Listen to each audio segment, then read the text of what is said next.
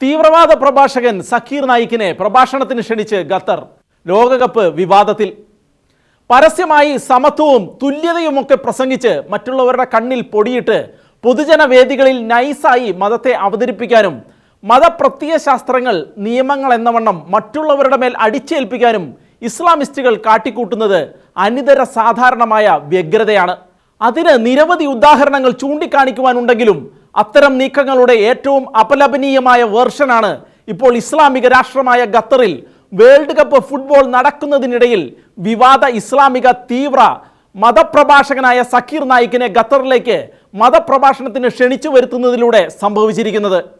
ലോക ജനസംഖ്യയിലെ ഏറെക്കുറെ ഭൂരിപക്ഷം ജനങ്ങളെല്ലാവരും കാൽപന്ത് കളി എന്ന ആവേശത്തിൽ ജാതി മത രാഷ്ട്ര ചിന്തകൾ മറന്ന് തികഞ്ഞ സ്പോർട്സ്മാൻ സ്പിരിറ്റോടെ ഒരു ലക്ഷ്യത്തിലേക്ക് ആവേശത്തോടെ കണ്ണും കാതും കൂർപ്പിച്ചു നിൽക്കുമ്പോൾ ഒറ്റ നോട്ടത്തിൽ ആർക്കും വേർതിരിച്ച് മനസ്സിലാകാത്ത തരത്തിൽ സൈലന്റായി അതിലും മതപരമായ സൂചനകളും ചിഹ്നങ്ങളും കുത്തി നിറച്ച് വേർതിരിവുകൾ ഉണ്ടാക്കുകയും അസ്വാഭാവികതകൾ തെല്ലുമില്ലെന്ന മട്ടിൽ ഞാനൊന്നും അറിഞ്ഞില്ലേ എന്ന മട്ടിൽ ഇരിക്കുകയും ചെയ്തിരിക്കുകയാണ് ഖത്തർ എന്ന ഇസ്ലാമിക രാഷ്ട്രം.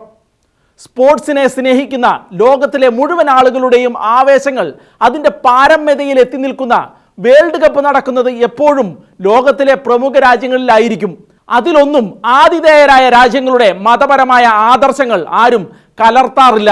ഫുട്ബോൾ എന്നല്ല, ലോകത്തിലെ എല്ലാ രാജ്യങ്ങളുടെയും സഹകരണമുള്ള ഒരു കായിക മത്സരങ്ങളിലും മതങ്ങളുടെ അതിപ്രസരം കലരാൻ പാടില്ല എന്നത് ഒരു പൊതു തത്വമാണ്.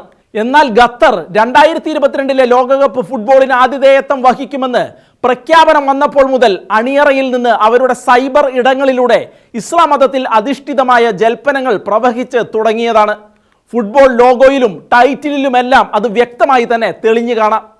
ബ്രസീൽ, റഷ്യ എന്നീ ക്രിസ്ത്യൻ രാജ്യങ്ങളിലും സൗത്ത് കൊറിയയിലുമെല്ലാം ലോകകപ്പ് ഫുട്ബോൾ മത്സരങ്ങൾ നടന്നിട്ടുണ്ട്. അന്നൊക്കെ അവരാരും അവരുടെ മതത്തെ പ്രൊമോട്ട് ചെയ്യാൻ വീണ് കിട്ടിയ ഒരു അവസരമാണ് ലോകകപ്പ് ഫുട്ബോൾ വേദി എന്ന മട്ടിൽ കളത്തിൽ ഇറങ്ങിയിട്ടില്ല. എന്നാൽ മതത്തിൽ നിന്ന് വിമുക്തമായി നിന്നിരുന്ന കായിക ലോകത്തിൻ്റെ അന്തസത്തയെ കെടുത്തിക്കൊണ്ടാണ് ഇപ്പോൾ ഖത്തർ എന്ന ഇസ്ലാമിക രാഷ്ട്രം അതിലേക്ക് മതം കലർത്തുന്നത്.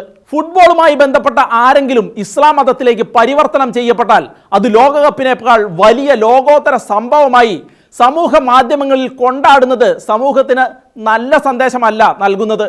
മുൻകാലങ്ങളെ അപേക്ഷിച്ച് ഇക്കൊല്ലം സ്ഥിതിഗതികൾ ഇങ്ങനെ മാറി മറിയുമ്പോൾ ഈ ലോകകപ്പിനെ തീവ്ര ഇസ്ലാമിസ്റ്റുകൾ കണ്ടത് ഒരു ഇസ്ലാം മത പ്രൊമോഷൻ എന്ന രീതിയിൽ ആയിരുന്നു എന്ന് ചിന്തിക്കുന്നവരെ കുറ്റപ്പെടുത്താൻ കഴിയുമോ?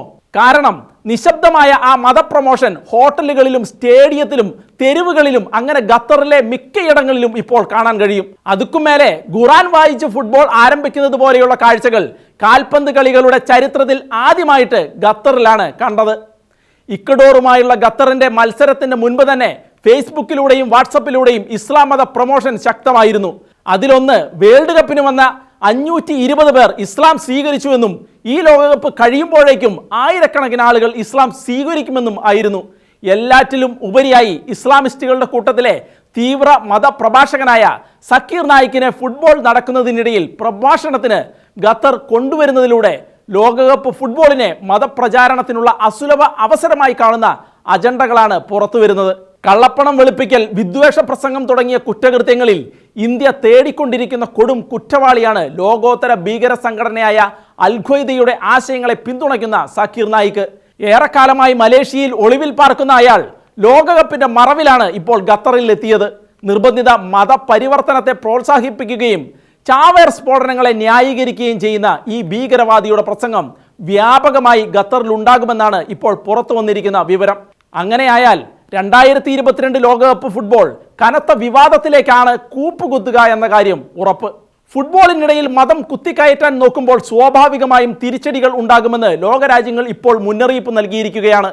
എന്തായാലും ലോകകപ്പിനെ പോലും മതപ്രചാരണത്തിന് ഉപയോഗിക്കുന്നത് അങ്ങേയറ്റം പ്രതിഷേധാർഹം തന്നെയെന്ന് പറയാതെ വയ്യ.